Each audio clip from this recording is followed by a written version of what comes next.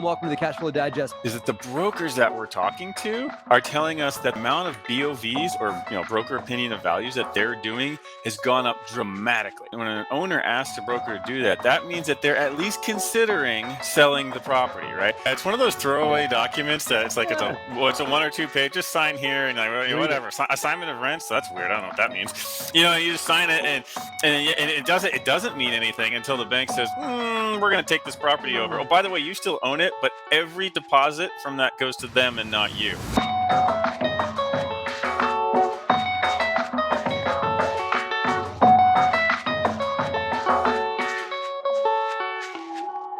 Welcome to the Cash Flow Digest. My name is Matt Faircloth, and I'm super excited that you guys are here today. Whether you guys are watching live on our DeRosa Insiders page, which you can get to by going to Facebook and go to DeRosa Insiders. That is a free community. You guys can watch this program live and join all other real estate conversations that are happening in that online community. You can also watch this program on Spotify. This is broadcast every week. Thank you, and welcome to the Cash Flow Digest. We've got yet another great show coming for you today. Got a guest coming on in a little bit. This is someone I am honored to call a personal friend. He is also a fellow recovering engineer. He is someone who has been my mentor and has been a good friend of mine, co-hosted the Bigger Pockets podcast with him a few times. We hear about probably one of the most extreme hobbies that anybody has. This man will go and hike up a mountain just so he can ski down it, even though there may be a functioning ski lift on that mountain that he could take advantage of. He doesn't want to do that. And I've seen some phenomenal photos of him doing that very thing in places that you didn't realize a human being could go. So with that, guys, I want to bring on my good friend and our guest today, the Andrew Cushman. Andrew, how are you today? I'm good. The market's been kind of slow for a while, but I sense things are shifting. I'm kind of getting excited, feeling like the cat who just heard the can opener. I know. They know that sound, and real estate investors know that sound. What are you seeing these days, and where do you think it's going? Break out your crystal ball with me on today and the future. Well, it's interesting. We mentioned, and anyone who's been active in the market or listened to podcasts knows that transaction volume is about 25% of normal, or at least it has been this past year, and it's still pretty close to that. However, we're seeing, I would say, leading indicators that things are about to shift. One of those is the amount of phone calls we get on the acquisition side. So about 6 months ago, we used to get like maybe 1 call a month about a property that was basically just financially distressed, meaning the loan was coming due and they couldn't get out of it, or they didn't have enough cash flow to cover the payment. Your stereotypical motivated seller. There are far and few between. Now we're getting those calls almost once a day. So that's leading indicator number one.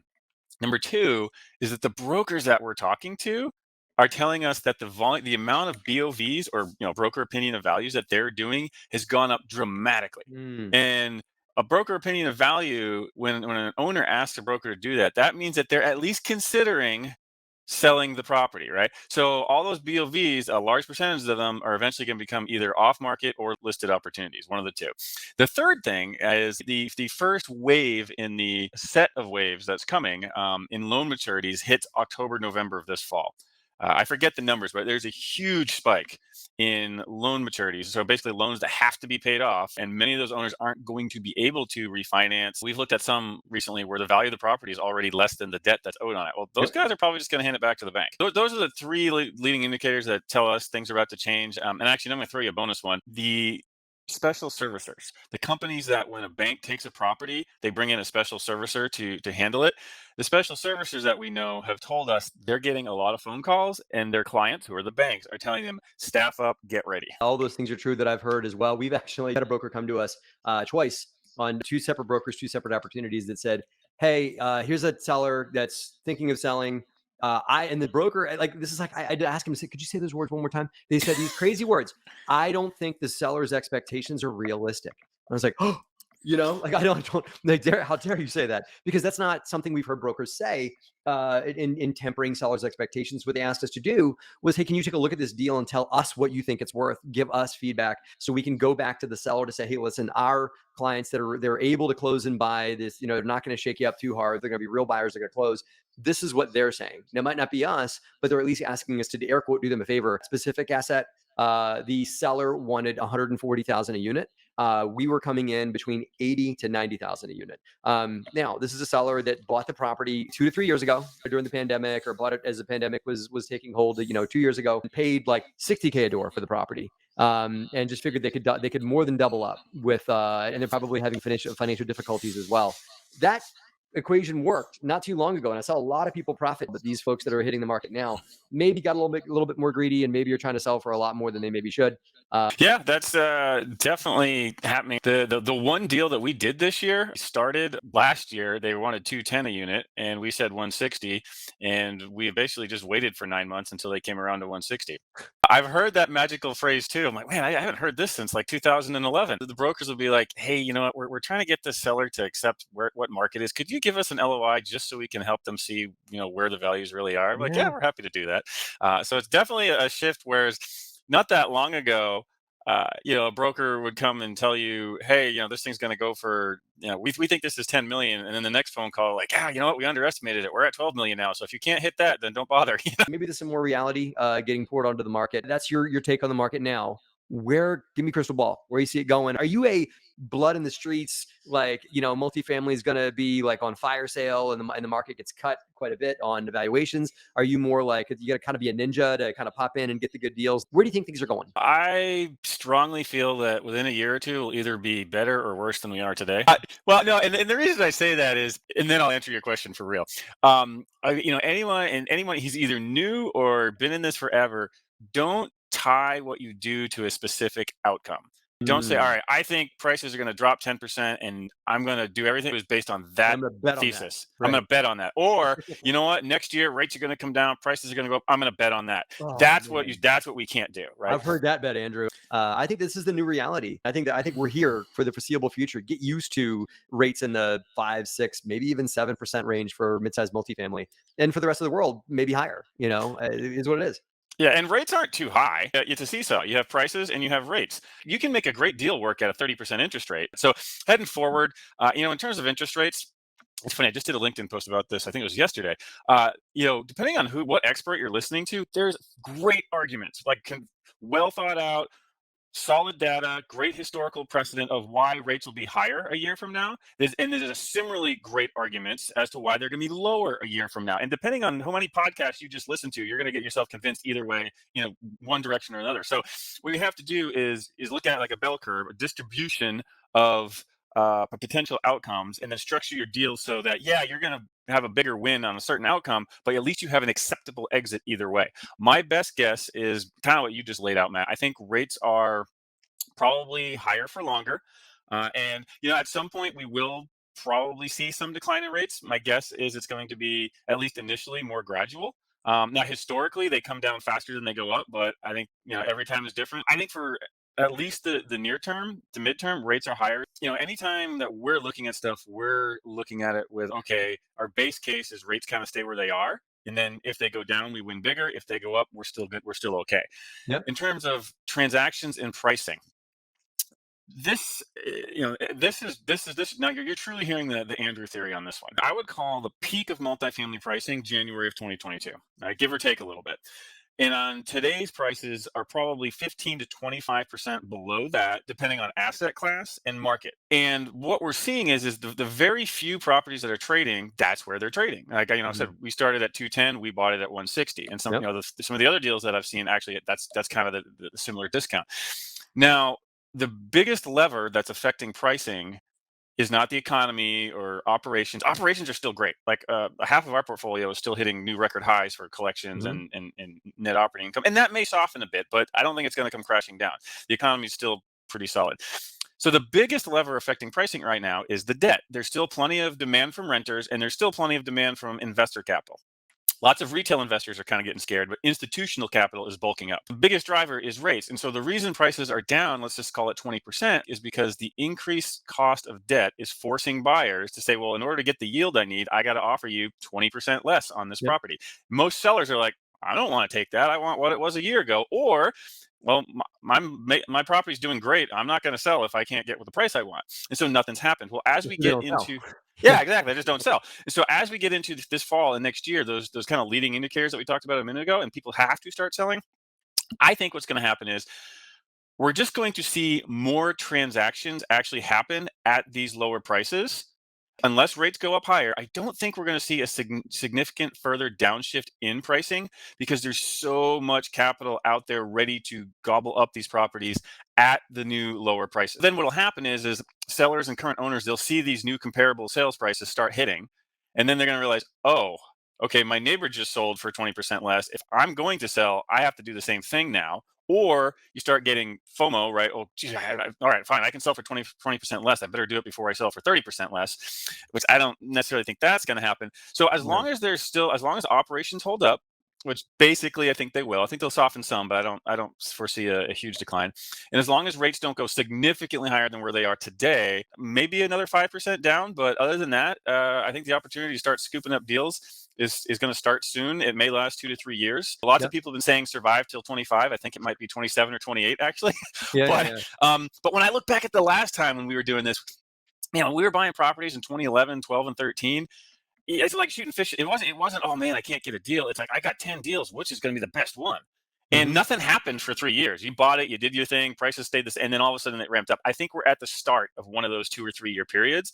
And Yeah. what we acquire now, 5 to 7 years from now, is going to be amazing. So I think so too. The key to doing deals today is cash flow, right? The key to doing deals the last 5 years was get a good deal that you could value add, squeeze the value up, forced appreciation, ride the market, right? Appreciation was the game the last 5 years. The next 5 years, I think cash flow is going to be the game because cash flow keeps you alive, right? You can keep pushing cash flow. You can keep slowly, not aggressively, but just, temperamentally raising rents a little bit and driving expenses down and being this thing called a good operator, playing a long game.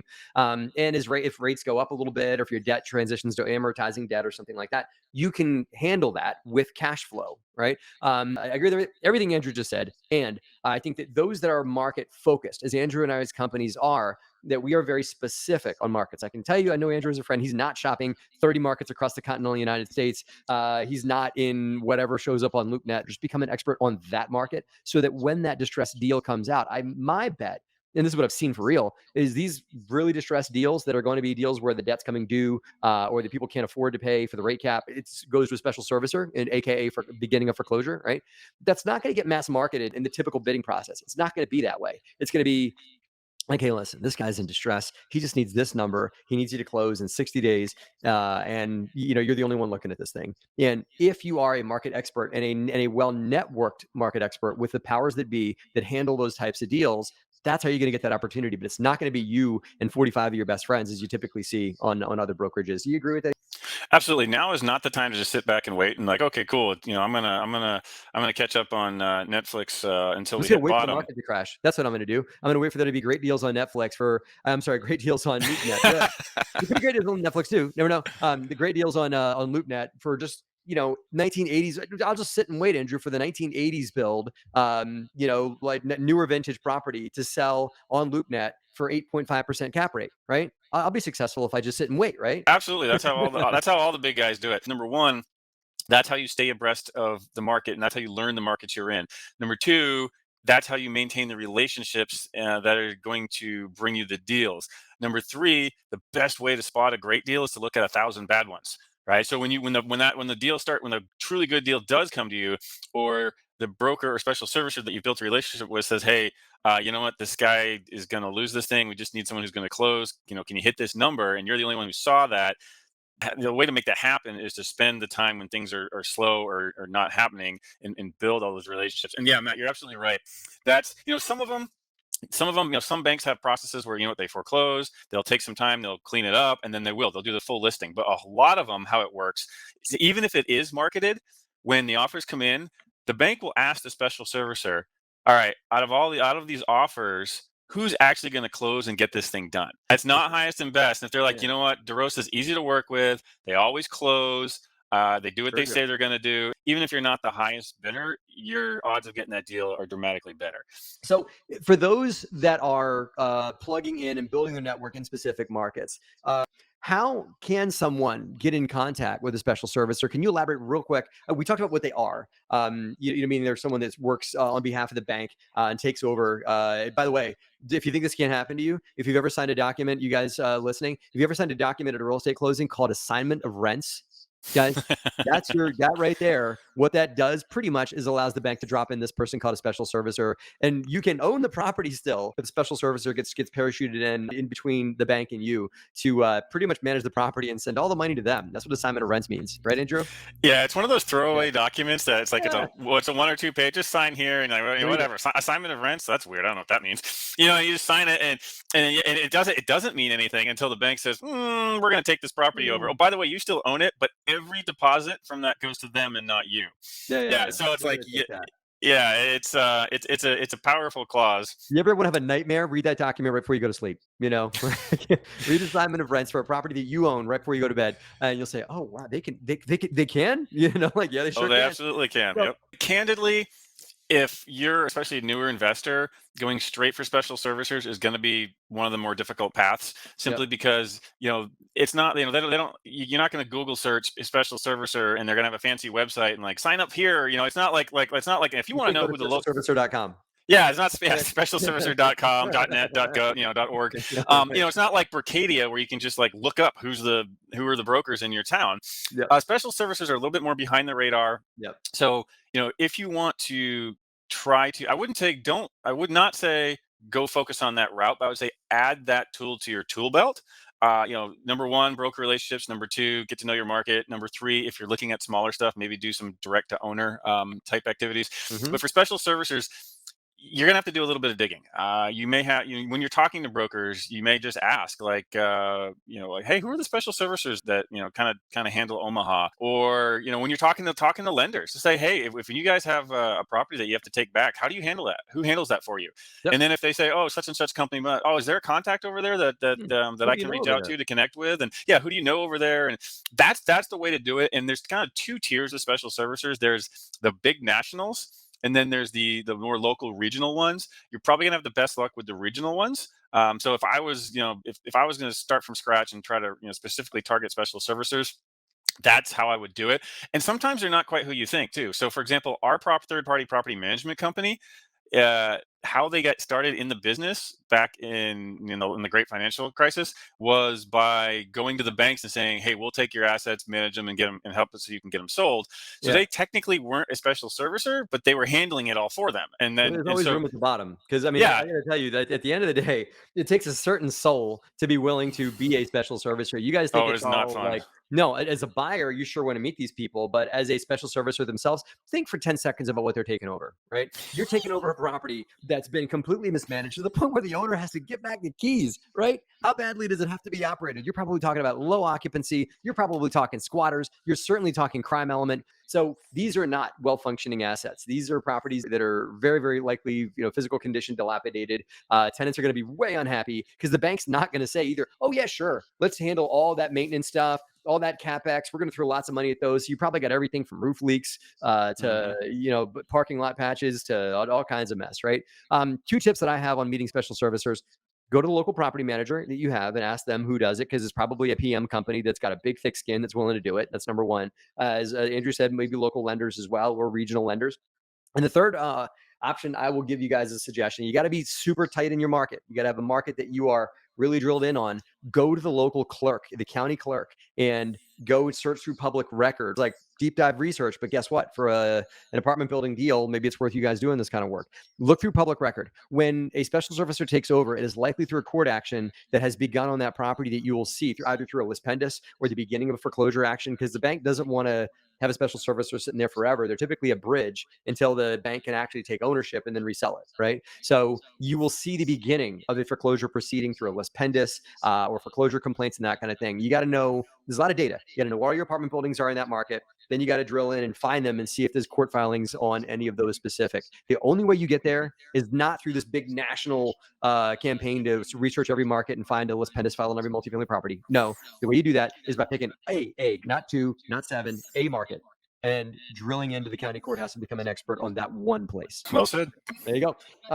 one question here I wanted to highlight, Andrew, from Tony Brown. It's an interesting question. I have my own response to this one, but are brokers considering the increased interest rates, increased insurance costs, and sometimes increased taxes when providing property values to potential sellers? These two factors are presenting deals from penciling. Some are and some aren't. And then even if they are, the other question is the seller considering that or not? And often they aren't yet. And I think, Matt, you actually mentioned this in the intro, talking about insurance. The sellers, I'll give you a perfect example from a property I own. So I've got a property in the Florida Panhandle where I pay, my all-in insurance cost is about 800 a unit, which it used to be like 250, but now it's 800 a unit. Miss those days. And thankfully it's in a great market, so the property's still golden, but it's 800 a unit. And I considered selling it off market earlier this year. A couple of brokers, I said, you know what, fine, put it out there. If you get a good enough number, I'll sell it. If not, I won't. See, I'm part of the problem, right? Like, I'm not, if I don't get a high enough number, I'm not going to sell. Yeah. However, part of what happened is, and now I'm just going to hold this for probably another 3 to 5 years. But what happened is my insurance is 800. The new buyers, they were getting quotes at like 2,500. Right? That's a pretty big disconnect, and that affects your NOI significantly. And so, yeah, that is a problem. And some brokers are really good at that. And some brokers, the really good ones, they will basically tell the seller, like, hey, this is how it is, and I'm not going to spend my time marketing your property unless you accept reality.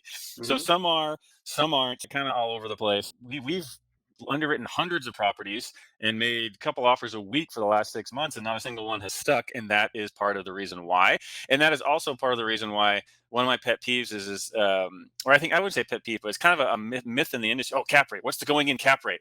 Well, whose cap rate are you talking about? Are you talking about the seller's cap rate with his expenses, or are you talking about the buyer's cap rate with her expenses? And by the way, taxes go up, insurance goes up, and wages have gone up, right? That could be a 4 cap versus a 6 cap, depending on whose expenses you're using. So the short answer to your question, Tony, that I hear from Andrew is the good ones are. The good brokers do consider these kinds of things. The brokers that are just trying to make a transaction and get in, get out are likely not. And they're hoping you don't notice that the taxes are going to go up. They're hoping you don't notice that insurance has gone from 800 all the way up to 2,500. And they're certainly hoping you don't factor all these things in and you get a sale for them instead of doing your real homework. I was just going to say, Tony, when you're having these conversations with brokers or sellers, the question you want to ask is, say, how much does the target pricing factor in the buyer's increased insurance and taxes cost and burden, and just see what they say.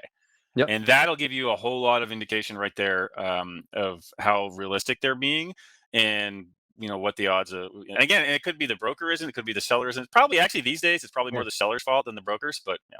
And I'll tell you this, Andrew probably didn't know that a new buyer was going to have to pay 2,500 insurance. He wasn't aware of that. You know why? Because it's not his problem as a current operator. As a seller, it does become his problem, but he might not be aware that rates for a new buyer that doesn't have seasoned ownership and a seasoned insurance policy on the property isn't aware that their taxes may go up, or isn't aware that their insurance may go up. Because they don't care. This is not really their problem. It's the buyer's problem. And so I think that one thing that you can do, Tony, is to educate these brokers. And the more of us as real estate investors, I think we've got a lot more control now. And going to these brokers and saying, listen, I can't get to your strike price, and here's why. And anybody else in the market's either going to retrade you when they start telling you the insurance numbers are coming in higher, or that real estate taxes are going to double in the next 2 years. By the way, you probably didn't know that, but here's proof, right? And that's, I think that there's going to be more educating brokers on the changing marketplace. I think they're the last to accept reality because it kind of affects their pocketbook. But the more of this we can do, the better off we're going to be.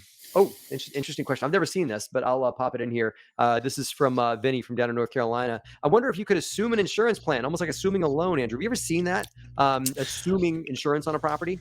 Well, first off, Vinny, I like how you're thinking. That's the kind of creative thinking that can help you get a deal done where no one else can make it happen. In my experience, that's not possible. Don't take that as an absolute no. I just have not seen a situation where that is allowed. It's not like it's insurance policies. They're not just underwriting the property. There is some sponsor and portfolio size factored into it as well. And then also, we're at a point where we can typically get insurance rates better than a smaller operator. So we're almost never looking to assume. And then also another reason to be careful. Let's say you found one, Vinny, that you could assume. Be very careful doing that. Matt was talking earlier about reading things like the assignment of rents clause in your loan. You want to really have nightmares. Read through the insurance policies and read the exclusions all The the things that riders, aren't lots of covered. riders. Yeah. Yeah, riders and exclusions. Yeah, That'll yeah. you'll just say, forget it. I'm gonna go manage a McDonald's. I ain't touching this real estate stuff. No, no, no. Uh, Yeah, yeah, yeah. so you want to be really, even if you can find one to assume, be really careful, because there's a lot of stuff in there that are hidden landmines. And typically the current owner who has the policy, they have no idea of the landmines. They think they're Mm. covered in certain areas, and they're not. Let me give you a fun one. Do you know that a flood insurance policy does not cover flooding from rainwater? It Yeah. only covers flooding from overflowing bodies of water. If it rains 15 inches in 2 hours and water gets into your buildings, that's not flooding, right? Most owners think that's flooding. It's not, as far as the insurance company is concerned. So I love the way you're thinking. You're on the right track. I believe the answer is no. But if you find one, come back and let us know, because Yeah, I would well, I'll love tell to hear you, about it. Tony Brown had a good point here, and this is the way that we've had it offered up. You can probably assume the policy you bought through the controlling LLC. Sometimes the old policy has a lower rebuild cost, as Matt was saying. That's true. And Tone, so yeah, we've bought LLCs before that own real estate and that. So we've taken over properties through buying the LLC, keeps real estate taxes down. And so it was offered to me that way. But we still got our own insurance policy for everything Andrew just said, because I'd rather have it underwritten by my carrier that knows it has I know he has my back. He knows what I want my deductibles to be. He knows what exclusions I'm okay with and what exclusions I'm not okay with. You don't want to go buying somebody else's insurance policy, even if it's a little bit less. So I believe you can buy it if you inherit the LLC and that, but I still think that you should buy the LLC, inherit the existing debt, do all the good stuff on that side, but go and get your own insurance policy. I got to wrap the show here. I wanted to thank you. How can people hear all about you, check out pictures of you hiking mountains and skiing down, phenomenal real estate opportunities you're getting yourself into, all those things? How do they hear more about you? Yeah, come listen to Matt and I on Bigger Pockets. If you'd like to connect, the only social media I do is LinkedIn. You're not going to see me dancing on TikTok or posting stuff on Instagram or anything like that. No selfies and duck lips on Instagram, huh? No, Okay. no, not yet, not yet. But I am on LinkedIn, and of course, if you'd like to connect directly, just Vantage Point Acquisitions. The website's vpacq.com.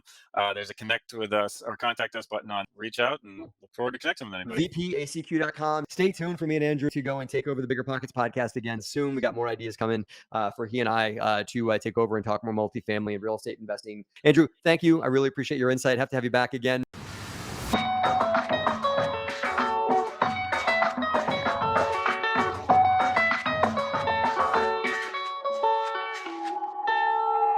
Hey guys, Matt Faircloth here. Thank you for listening again to the Cash Flow Digest. I really appreciate you guys doing that. If you guys want to hear more about what DeRosa Group has to offer, go to DeRosa Group, DeRosa Group.com, DeRosaGroup.com online. You can hear about all the great things that we offer from an educational standpoint and passive investment standpoint on our website. See you there. And if you guys want to join our online community, DeRosa Insiders on Facebook, where you can watch this program get recorded every Friday at noon Eastern, and you can come on as even a guest or ask questions on the show. We hope to see you guys on our online community, DeRosa Insiders. See you there.